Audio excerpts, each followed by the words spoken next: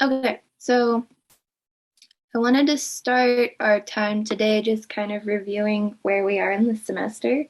Because I feel like at kind of like after we get past Thanksgiving break, the semester is going to be completely over. So this week we're finishing out our ANOVA segment of our class, which wraps up the last test that we're looking at for this class. Um, so your one-way independent and repeated measures ANOVAs, and then the two-way independent repeated measure and mixed ANOVAs will be kind of what's going to be on the last exam.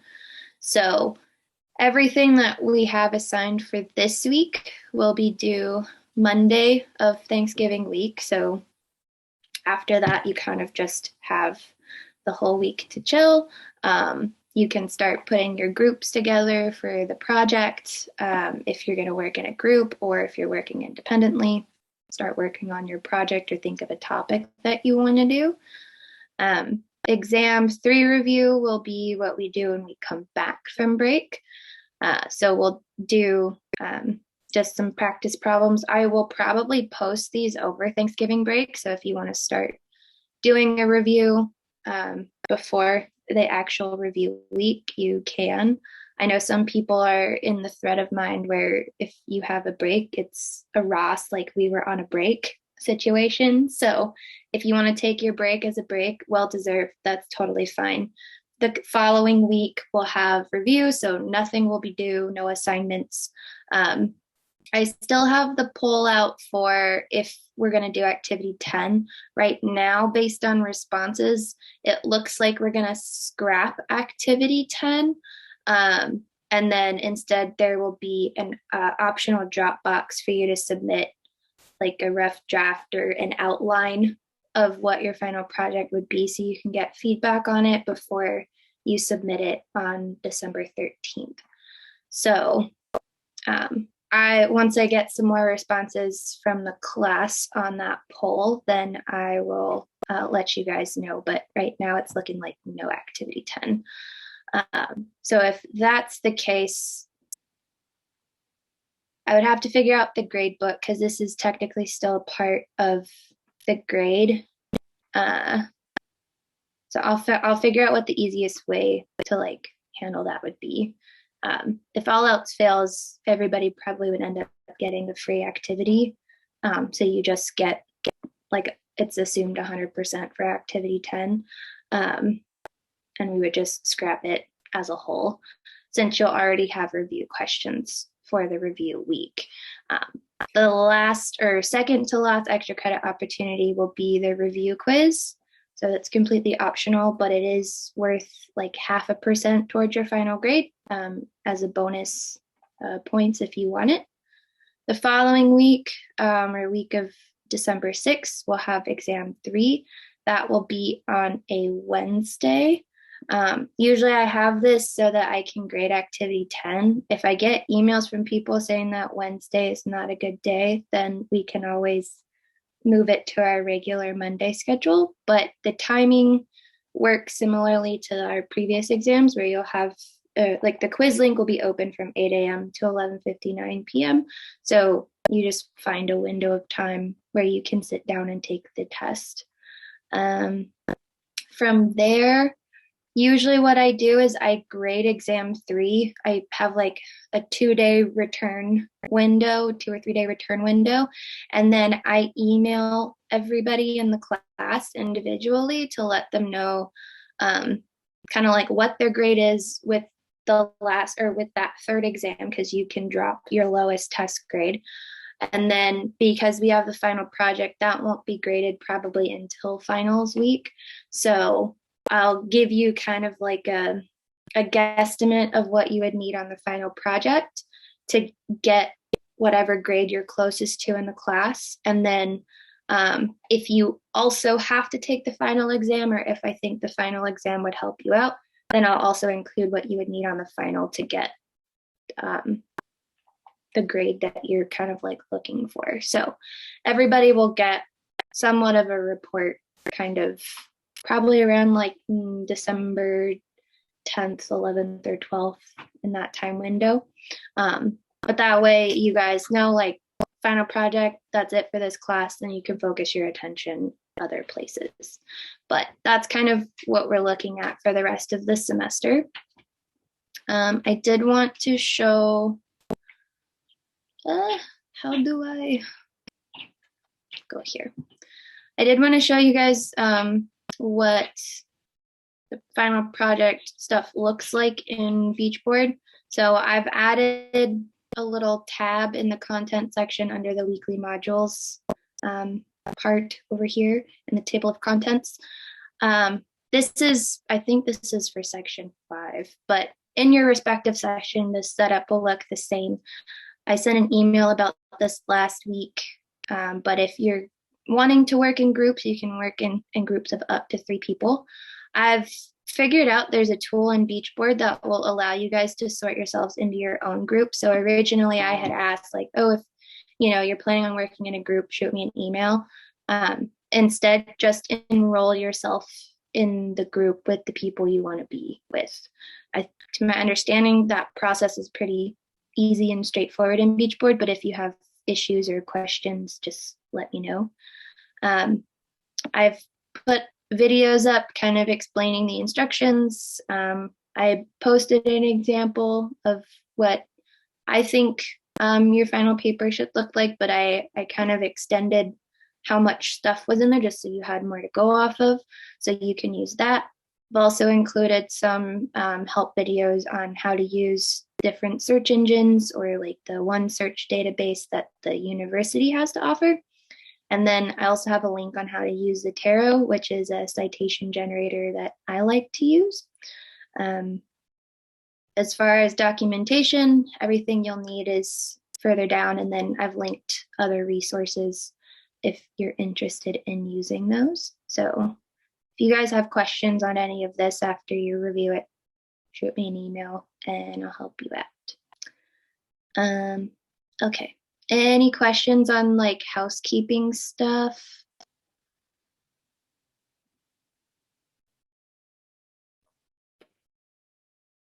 Got it. Cool. So with that being said, let me set up my screen for the PowerPoint. I'm thinking we should be done on the early side today. This week is a little less dense than previous weeks. Laser pointer. Yeah. Okay. We'll start with the memes of the week because everybody needs to smile. Or at least you can look at me laughing at my own jokes. Okay. The person who added garlic to bread, all of humanity. We thank whoever decided that garlic bread should be a thing. Here's my next one. The only truck I would buy, Toyota Tacoma. I don't know if any of you have seen the Joe Coy comedy special on Netflix. He's like, cherry red bruh, brand new 2003. Anyways, I thought this was more of a dad joke, clever. And then my last one, me sees a dope meme, my brain releases dopamine. And this is why we keep the memes in the class, because dopamine is great. It keeps us happy. I have a chat. Yeah. Woohoo! Yay! I don't know. You never know.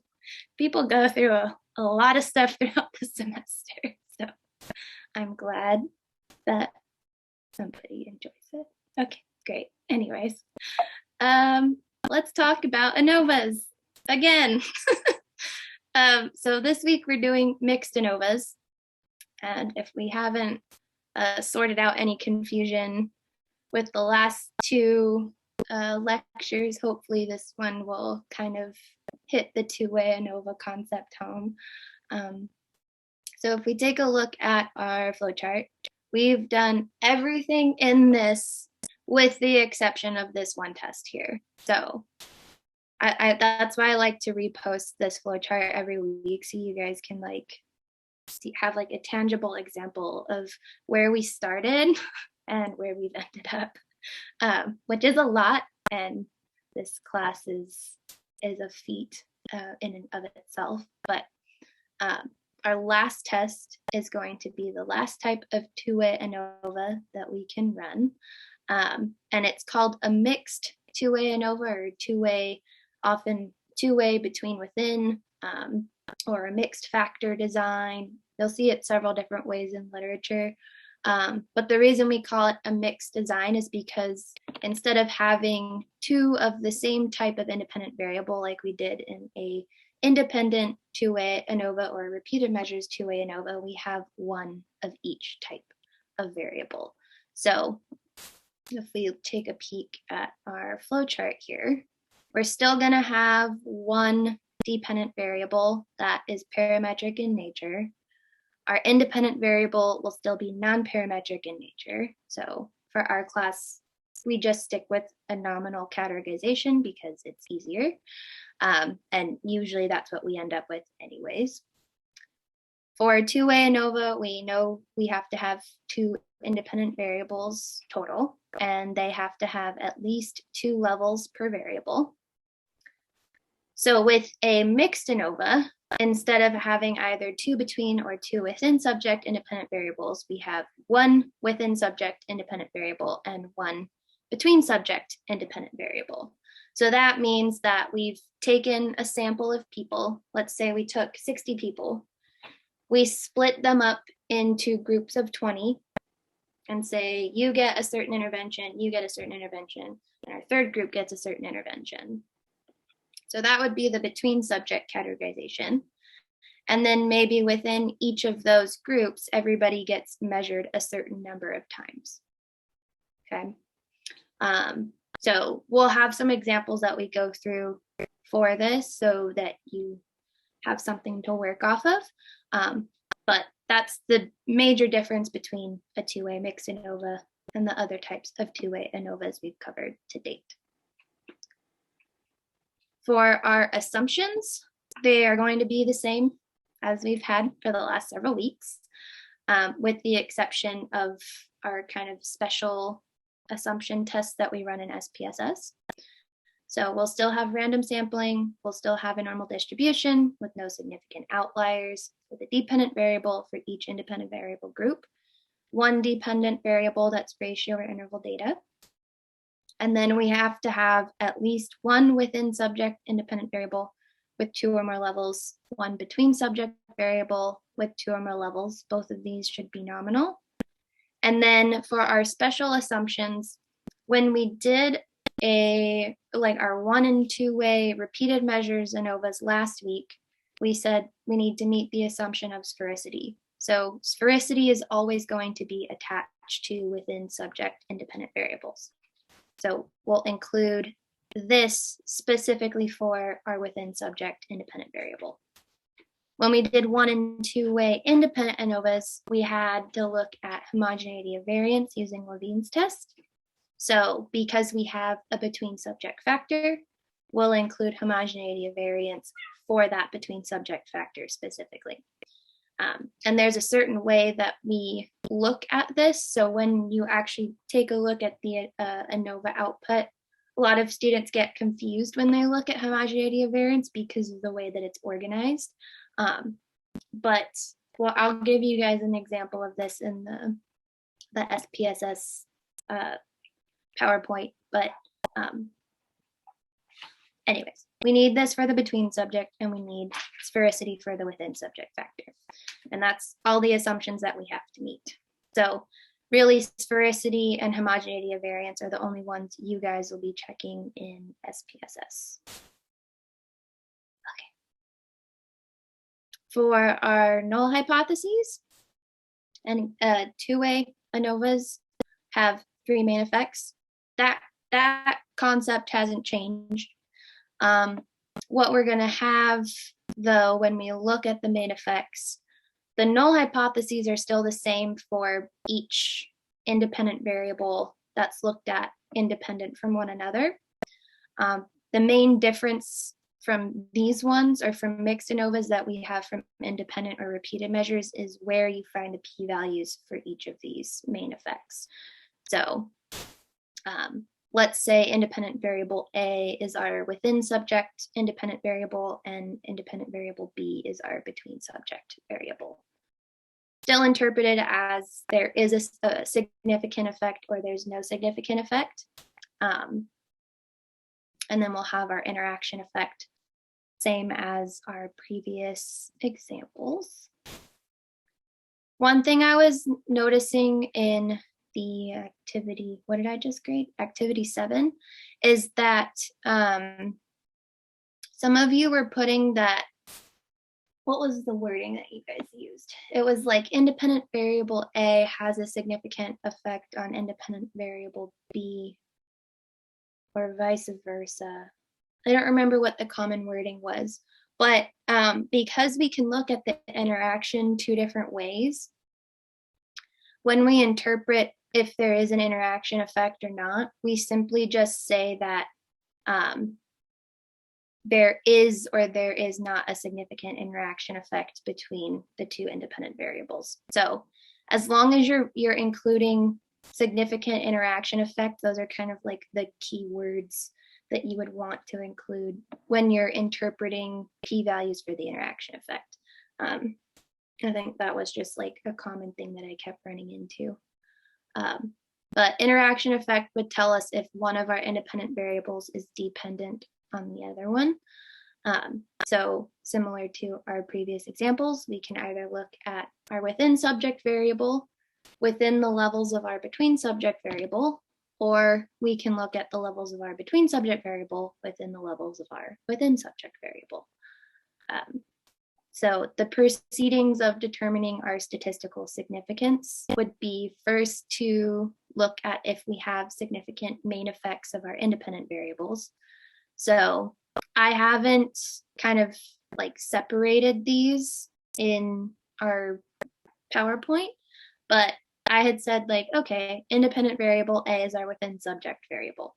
So the ANOVA table that we would end up looking at in our output is the tests of within subjects effects ANOVA table. Okay, because it's a within subject independent variable, it's in the within subject effects ANOVA table. So from that table, we would be able to see if we have a p-value less than or greater than 0.05. If we have a significant main effect, we need our post hoc tests, right? Assuming that for this hypothetical example, we have 3 levels of that variable, then we would look at each pair to see where the significant differences are between the levels of this within subject variable. Usually, I don't know if you guys have caught on, but usually within subject variables are time related. Question in the chat, do we combine all the hypothesis statements when describing the entire two-way ANOVA effect, or do we separate them? Oh, yeah, that was the other thing. So when you have a two-way ANOVA, if it's independent, repeated measures, or mixed, there's always 3 effects, right? So you'll get 3 different p-values, and the interpretation of each of those p-values, while they are somewhat similar, they should be individually listed. So I don't know, people who end up watching the recording, that was another common point of feedback, is like, I would have some people list like 3 p-values, but then they would say, oh, there's at least like 1 significant pairwise comparison, which the interpretation of the p-value should be related to the null hypothesis that's being tested. So if I go back to like this slide and we look at the main effect for one of our independent variables, the null hypothesis for that variable is that our within subject independent variable has no significant effect on the dependent variable. That in and of itself is a very separate or distinctly different statement than looking at the between subject variable, because when we write our interpretation in terms of the variables we've measured, the wording is going to be different, right? And there might be cases where your within subject independent variable has a significant effect, but the between subject variable does not have a significant effect. So when that stuff happens, it's also better when you have separate interpretations. I think that maybe answers your question. I'm not sure. Yeah, okay, cool. Right, so this would be our interpretation of our main effect. We would look at pairwise comparisons, see if we have any significant pairs, and then each of those p-values for the pairs would have its own interpretation. We then would do the same thing for our between subject variable, which we would end up finding in the tests of between subjects effects ANOVA table. That gives us a p-value that's either greater than or less than 0.05. We then determine if we need post hoc tests, specifically if we have a p-value less than 0.05.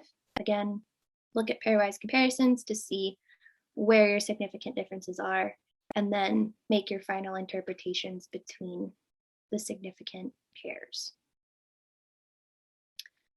The last thing we would do is check for the interaction effect.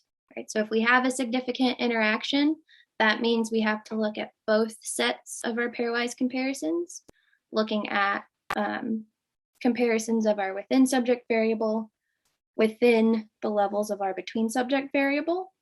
And then we would also have to look at the levels of our between subject variable within the levels of our within subject variable. So the entire process is the same, right? Where you set up the test design, check your assumptions, figure out if you have significant main effects, and then for the significant main effects, you then look at the pairwise comparisons to see which pairs are significant. Okay. Any questions?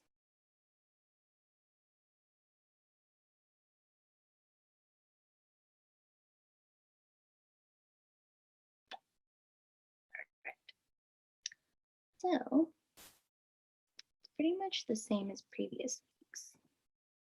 But let me pull up our SPSS example. And actually, I'm going to stop recording and then